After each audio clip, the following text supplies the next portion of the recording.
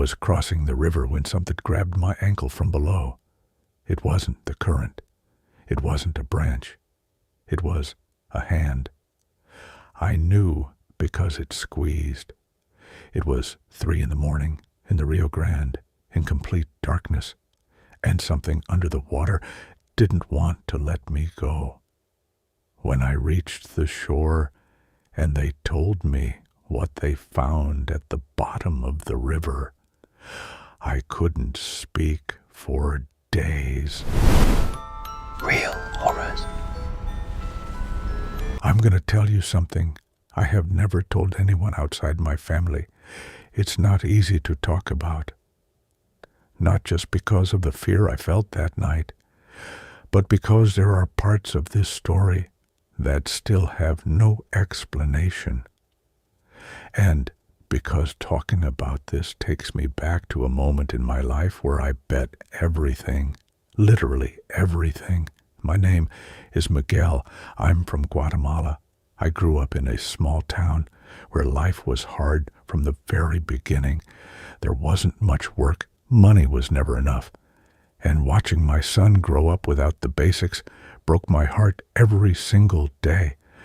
My mom, my ex-wife, my son, they all depended on whatever I could bring in. And what I could bring in back in Guatemala was never enough. So I started thinking about what several of my family members had done before me. Cross, head north, get to the United States no matter what. The American dream, they call it.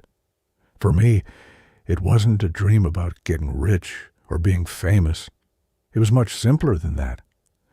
It was being able to send money to my mom so she could eat properly. It was my son having new shoes when he started school. That was it. Nothing more than that. My cousin Hector had been thinking the same thing. We were close in age, grew up together, and we both had the same reasons to leave.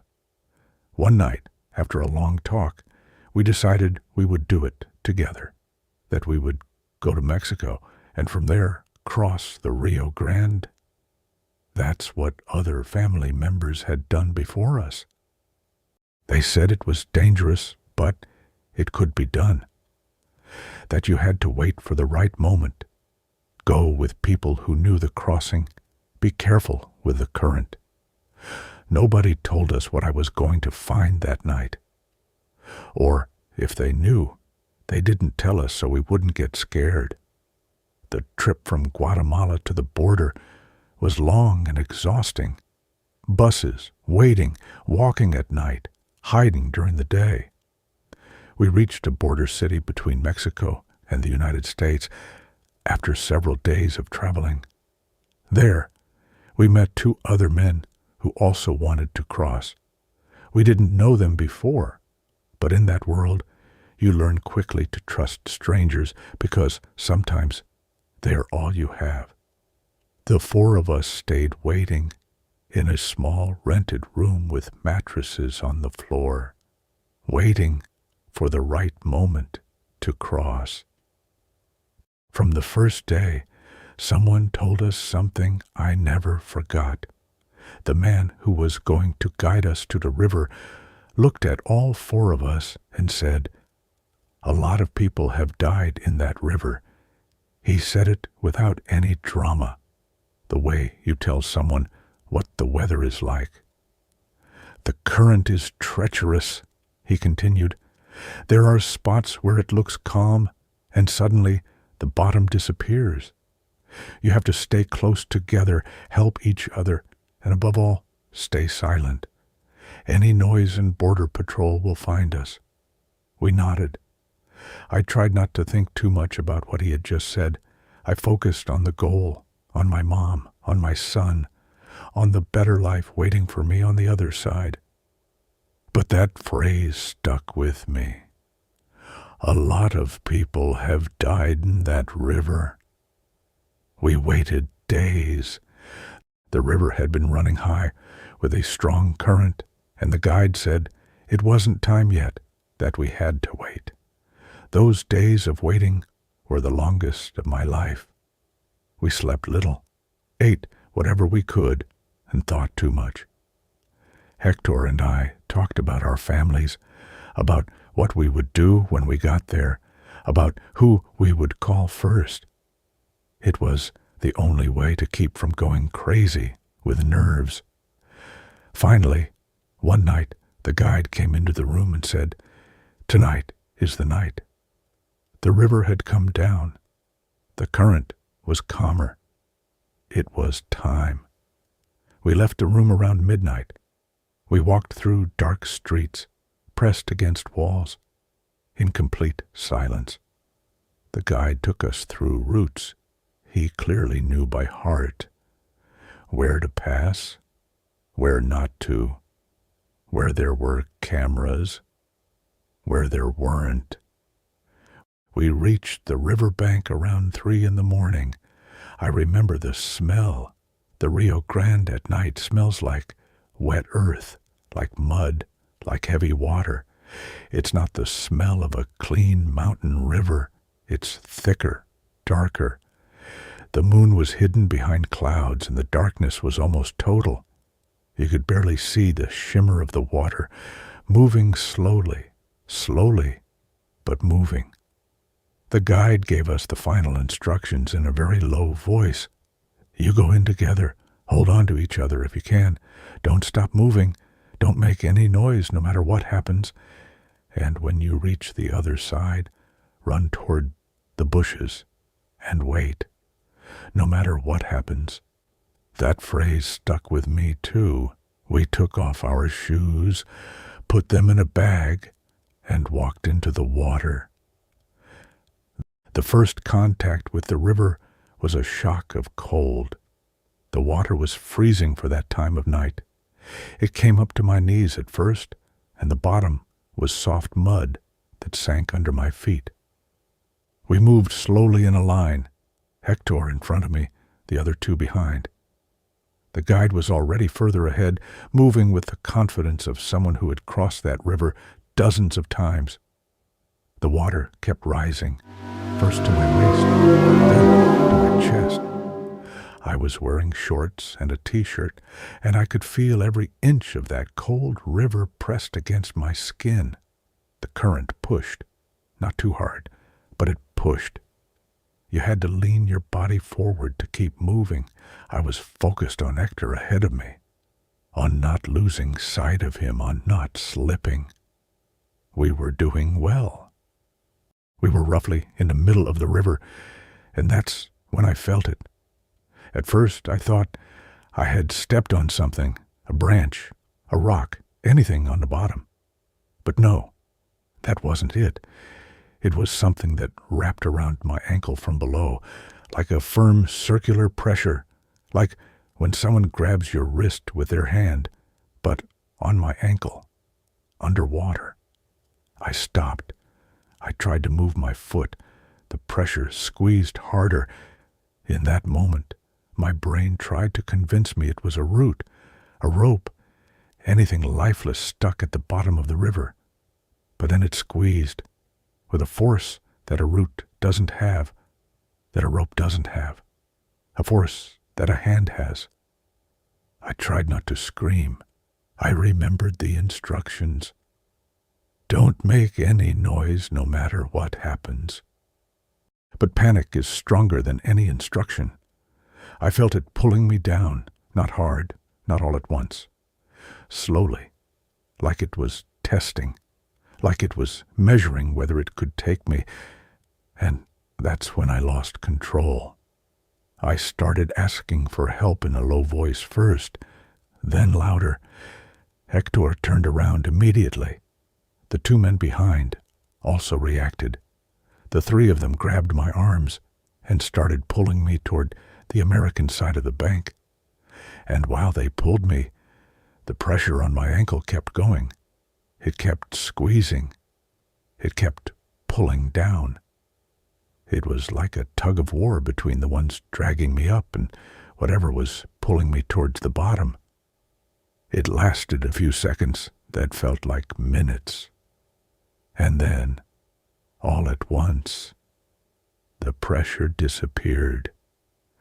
I reached the bank, shaking, not from cold, from something else.